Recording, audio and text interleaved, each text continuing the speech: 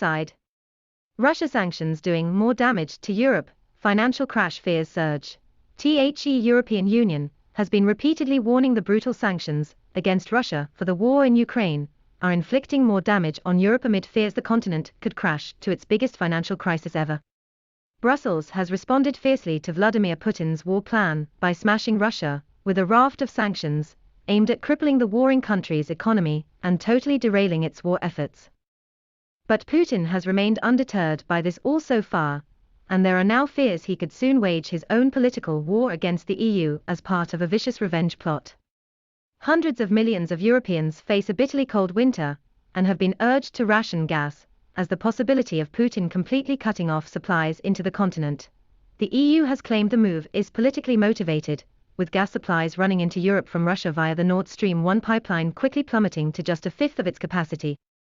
In addition, Eurozone inflation jumped to 8.9% in July from 8.6% a month earlier, with the euro falling to parity against the US dollar earlier this month for the first time in more than 20 years.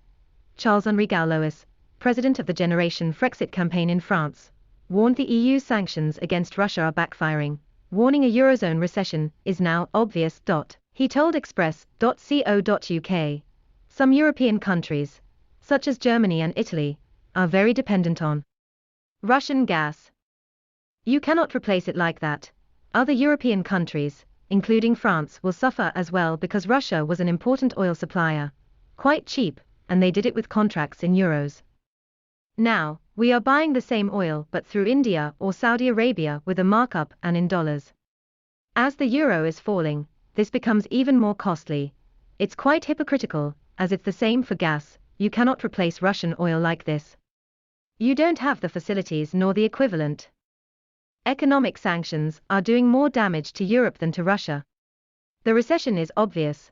The leading Frexiteer also claimed it a mistake to save the euro, tearing apart the platform from which it was built on while warning it will die sooner or later. He labeled the sanctions against Russia suicide for Europe, urging the EU to stop the brutal punishments, or else the continent risks plummeting into the biggest financial crisis it has ever experienced. Mr. Gallois continued, the higher energy cost will lower the demands for all the other products.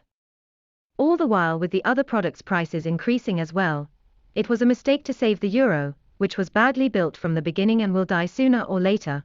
The sanctions against Russia is a suicide for Europe. Economic sanctions that hit you more than Russia is totally stupid. I'm against Ukraine invasion, but we should stop sanctions and focus on a peace to avoid Europe suicide. If we don't do it, Europe will face maybe the biggest financial crisis of its history. On Friday, there was some good news for the Eurozone economy after it was revealed to have grown much faster than expected in the second quarter of this year. But economists warned a new burst of higher inflation and supply chain issues could trigger a mild recession before the end of 2022. Eurozone GDP edged up slightly by 0.7% compared to the first 3 months of this year, for a 4% year-on-year gain, beating forecasts of a 0.2% quarterly and 3.4% annual gain.